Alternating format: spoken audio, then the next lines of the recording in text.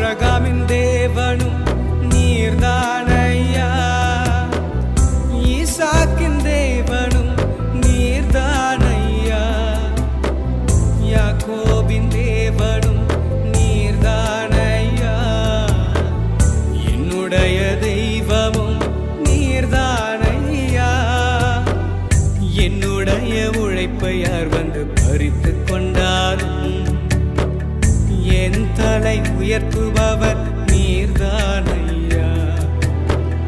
என்னுடைய உழைப்பை யார் வந்து பறித்து கொண்டாலும் என் தலை உயர்த்துபவர் நீர்தான்.